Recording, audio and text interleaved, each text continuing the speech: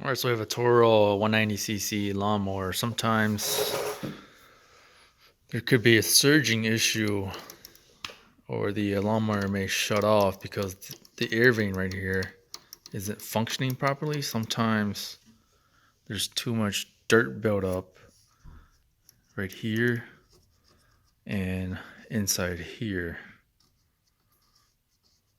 So make sure when you're cleaning these to spray them down very well, especially in here.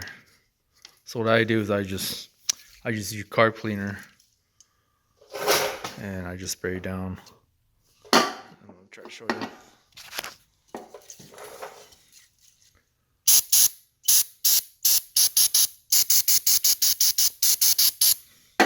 Spray down like that, then I just move it like that so that some of the liquid seeps through.